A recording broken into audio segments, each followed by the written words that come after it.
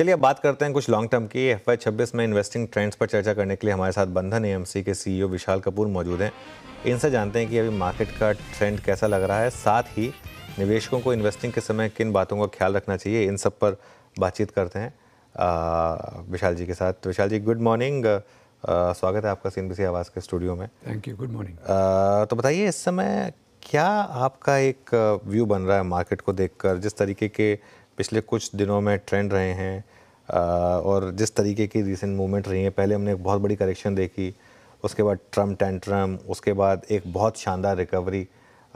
इस समय जो बाज़ार जहाँ पर है, आप कैसे देख रहे हैं इसे? देखिए, बाज़ार को लंबे या लॉन्ग टर्म के हिसाब से देखना इन्वेस्टर्स के लिए उचित रहेगा। नियर टर्म क्योंकि काफ़ी 3-4 सालों में बढ़ोतरी रही है मार्केट में। आई थिंक जितने मार्केट पार्टिसिपेंट्स ही सभी कॉशन कर रहे थे कि थोड़ा नियर टर्म वॉलेटिलिटी हो सकती है, थोड़ा कंसोलिडेशन का फेज़ आ सकता है। अगर 6-8 महीने, साल भर भी अगर ज़्यादा पैसे नहीं बने तब भी कोई बहुत ज़्यादा परेशानी की बात नहीं है। वो चीज़ हमने जनवरी-फरवरी में काफ़ी शार्पली देखी। 2-3 उसके कारण थे हमारे ख्याल से। एक तो ट्रम्प के प्रेसिडेंसी में आने के बाद जो टैरिफ रिलेटेड जो अनसर्टेनिटी आई, उसके साथ साथ US डॉलर थोड़ा स्ट्रॉन्ग ज़्यादा हो गया, US ट्रेजरी यील्ड्स बढ़ गई। तो इसमें क्या होता है कि जनरली FIIs फिर होम मार्केट में चले जाते हैं, बिकॉज वहाँ उनका मुनाफा ज़्यादा है। इमर्जिंग मार्केट ज़्यादातर ने देखा कि पैसे बाहर निकले और ज़्यादातर इमर्जिंग मार्केट्स इंक्लूडिंग इंडिया में थोड़ी गिराव आई। साथ ही साथ हमारा जो रिज़ल्ट्स था इंडिया का, वो बहुत ज़्यादा स्ट्रॉन्ग नहीं था लास्ट क्वार्टर का, उसके भी अलग कारण है। अब जब हम आगे देखते हैं तो ये काफ़ी सारी चीज़ें रिवर्स होती दिख रही हैं। तो इस कारण से आई थिंक इस मार्च में हमने थोड़ी बहुत बढ़ोतरी देखी है। अगर 3-4 महीने और वॉलेटिलिटी रहे, बिकॉज अभी भी सिचुएशन बहुत ज़्यादा स्टेबल नहीं है। रोज़ आप देखते हैं न्यूज़ में कि कोई ना कोई टैरिफ रिलेटेड या इकोनॉमिक कोई डिस्ट्रप्शन रिलेटेड कुछ न्यूज़ आती रहती है, तो इसलिए कोई बहुत घबराने की बात नहीं है अभी। तो ये जो टैरिफ रिलेटेड न्यूज़ हैं, ये कब तक आपको लगता है मार्केट को इम्पैक्ट करेंगे? क्या मार्केट इनके साथ जीना सीख जाएगा, या फिर इसकी वजह से आगे थोड़ा सा प्रेशर रहेगा मार्केट के ऊपर? देखिए, ये तो बोलना बहुत मुश्किल है, लेकिन ये हमें जानना चाहिए कि देखिए, वॉलेटिलिटी कोई ना कोई रूप लेके आई जाती है मार्केट में। आज वो टैरिफ है, कल वो डॉलर होगा, कल ग्रोथ होगी, कभी इन्फ्लेशन होगा, कभी जियोपॉलिटिकल रिस्क है, वॉर है, कुछ ना कुछ तो देखिए चलते ही रहते हैं। सभी निवेशकों को पता है कि कुछ ना कुछ ऐसे कारण वॉलेटिलिटी का उभर के आता ही रहता है। लेकिन हमें ये देखना है कि अब जब इन्वेस्ट कर रहे हैं तो आप किस लिए इन्वेस्ट कर रहे हैं और क्या क्या देख के इन्वेस्ट कर रहे हैं। वहाँ पे ज़्यादातर इंडियन इन्वेस्टर्स इंडिया की ग्रोथ को देख के इन्वेस्ट करते हैं। इंडिया का ग्रोथ का जो ट्रेजेक्ट्री है वो हमें लगता है फिर भी काफ़ी बरकरार है। 1-2 क्वार्टर की अगर थोड़ी बहुत स्लो डाउन भी अगर होता है, उसके बाद आई थिंक जो पॉजिटिव फैक्टर्स हैं इंडिया, वो देख के हमें चलना चाहिए एंड उसके हिसाब से हमें इन्वेस्ट करना चाहिए। तो उस हिसाब से हमें लगता है कि अगर कोई डबल डिजिट का एक्सपेक्टेशन रहे, बहुत ज़्यादा एक्सपेक्टेशन ना रखे, तो उसे फिर भी निवेशकों को फ़ायदा होने की काफ़ी संभावना है। वीरू?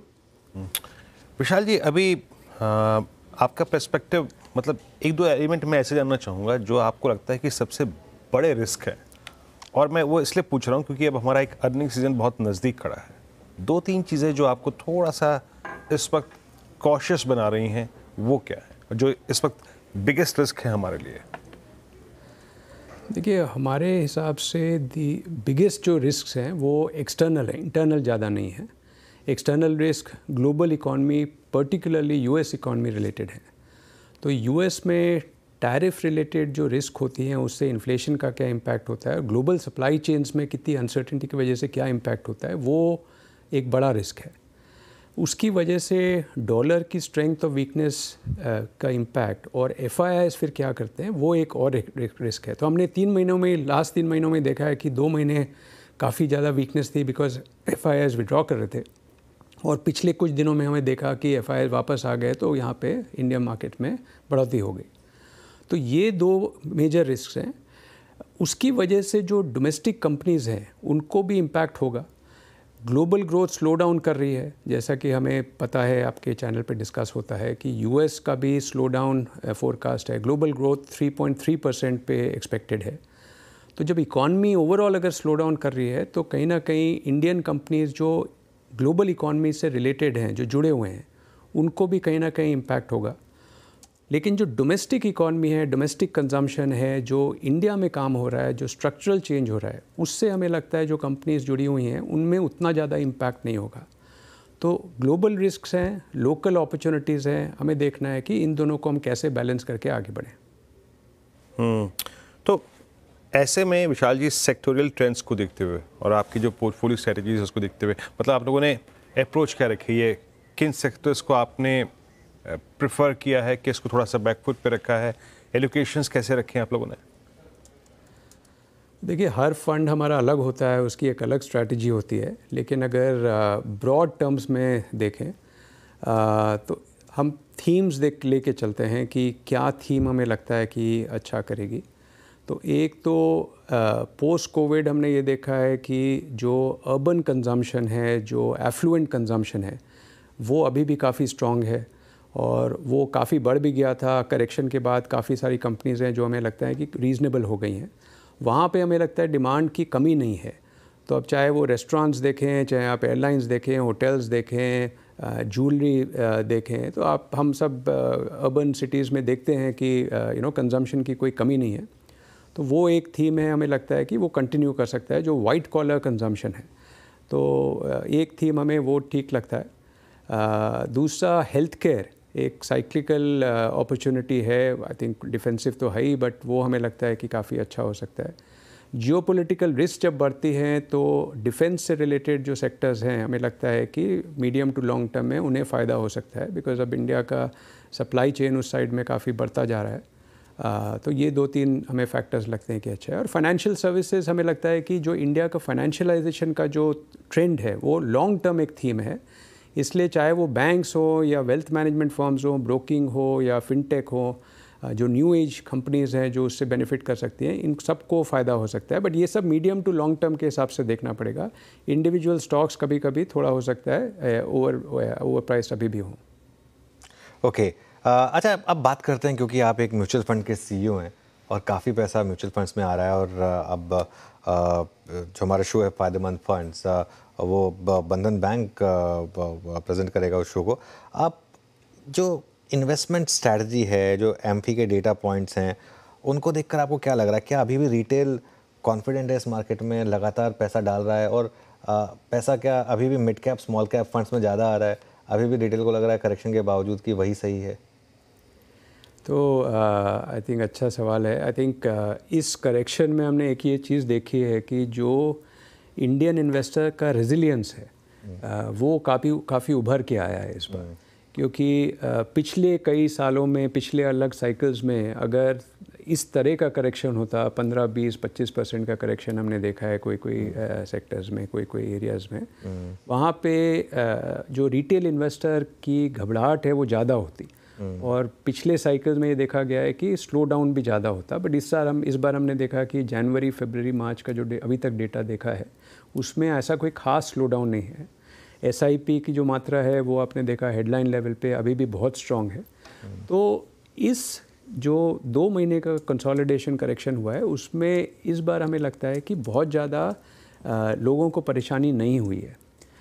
ये भी ज़रूरी है देखना कि जो इन्वेस्टर्स हैं, एक तो चाहे वो मीडिया के द्वारा हो या जो एडवाइज़र्स हैं उनके द्वारा हो, डिस्ट्रीब्यूटर्स हैं उनके द्वारा हो, उनमें अवेयरनेस भी ज़्यादा है। तो अगर करेक्शन आप एक्सपेक्ट कर रहे थे और वो करेक्शन आया तो ऐसी कोई बहुत घबराने की बात नहीं है। तो हमें फ़्लोज़ में कोई ज़्यादा डेंट नहीं लगता है। अब फ़्लोज़ कहाँ जाते हैं, जैसे कि आपने कहा पहले मिड कैप स्मॉल कैप में जा रहे थे, थीमेटिक्स में जा रहे थे। अभी भी जो फरवरी तक का डेटा था उसमें भी काफ़ी मात्रा वहाँ पे जा रही है। काफ़ी उसमें जो प्रपोर्शन है वो SIPs के थ्रू है। तो ये कोई टैक्टिकल इन्वेस्टमेंट नहीं है, ये लॉन्ग टर्म इन्वेस्टमेंट है। इसलिए उस बेस का फ़्लो वहाँ पे होना काफ़ी अंडरस्टैंडेबल है, स्वाभाविक है। नया फ़्लो कहाँ जाएगा वो देखना होगा। बट ज़्यादातर जो मार्केट में व्यू है वो हमें ये लगता है कि लोग अब थोड़े जो लोअर रिस्क प्रोडक्ट्स होते हैं इस फेज़ में, जैसे हाइब्रिड फंड्स हैं या लार्ज कैप या जो क्वालिटी ओरिएंटेड फंड्स हैं, उसमें हो सकता है ज़्यादा प्रेफरेंस है उनकी। अच्छा विशाल जी, अब आपका AUM कितना हो चुका है और क्या उसमें मिक्स है, और आगे किस तरीके का AUM आप देखते हैं? तो हमारा AUM अभी लगभग 1,70,000 करोड़ के आसपास हो गया है। उसमें मिक्स रफली करीब 70,000 करोड़ उसमें इक्विटी है, 1 lakh crore fixed income debt related products हैं। इंडस्ट्री की ग्रोथ के साथ साथ हमारा भी काफ़ी अच्छा ग्रोथ हुआ है, स्पेशली दोनों इक्विटी और डेट में हमें काफ़ी क्यों है एक्विटी कम डेट ज़्यादा क्यों? ये तो देखिए ट्रेडिशनली डेट हमारा काफ़ी स्ट्रॉन्ग रहा है। I think as a quality fund house अभी 1.5 साल पहले 1 साल पहले जब हम 1,20,000 पे थे तो इक्विटी करीब 25-30 होता था और डेट बाकी 90-95 होता था। दोनों जगह बढ़ोतरी हुई है, बट इक्विटी में ज़्यादा बढ़ोतरी हुई है। पैसिव फंड्स की भी हमने काफ़ी ग्रोथ देखी है, चाहे वो डेट हो चाहे इक्विटी हो, बट एक्टिव में क्लियरली चाहे वो स्मॉल कैप हो, लार्ज और मिड हो, थीमेटिक्स हो, सब जगह हम बढ़ोतरी देख रहे हैं। बट ये खाली बंधन AMC के लिए नहीं है, पूरे इंडस्ट्री में आपने देखा है कि ओवरऑल काफ़ी ग्रोथ हुई है। हम तो पार्टिसिपेंट्स हैं उसमें, तो एज अ पार्टिसिपेंट हमको भी बेनिफिट हो रहा है। हमारा ऑफ कोर्स परफॉर्मेंस पे फोकस रहा है और काफ़ी सारे फंड्स काफ़ी अच्छा कर रहे हैं, तो आई थिंक इन्वेस्टर्स को वो अच्छा लगा है, वो उनको फिर सपोर्ट कर रहा है। नए इन्वेस्टर्स आपके साथ जब जुड़ते हैं तो कुछ ट्रेंड आपने देखा है जो क्या छोटी सिटी से ज़्यादा जुड़ रहे हैं, Tier 2 Tier 3 से ज़्यादा पैसा आ रहा है क्या? नहीं, वो ट्रेंड तो देखिए इंडस्ट्री वाइड है, हमारे पास भी वो काफ़ी एविडेंट है कि जो ग्रोथ हो रही है वहाँ ये जो छोटी सिटीज़ हैं, मतलब Tier 2, 3, 4 डिपेंड करता है आप कैसे उसको क्वालिफाई करें, जो 100+ सिटी है वहाँ ग्रोथ रेट ज़्यादा है।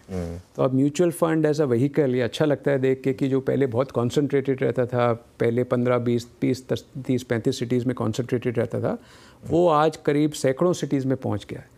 और इसका श्रेय मैं डिस्ट्रीब्यूटर्स प्लस मीडिया प्लस फिनटेक्स को देना चाहूँगा, क्योंकि ये एक्सेस उनको इन तीनों व्हीकल से मिलता है। तो एज़ जो कंट्री की ग्रोथ होती है, डिस्ट्रीब्यूशन की ग्रोथ होती है, एक्सेस की ग्रोथ होती है, इंक्लूजन ऑटोमेटिकली बढ़ रहा है, तो वहाँ पे ग्रोथ ज़्यादा दिख रही है। और चलिए विशाल जी, बहुत बहुत शुक्रिया आज हमारे साथ जुड़ने के लिए। थैंक यू सो मच, और आगे भी आपसे बात करेंगे। आज हमारे साथ जुड़ने के लिए बहुत बहुत धन्यवाद। Thank you so much. चलिए।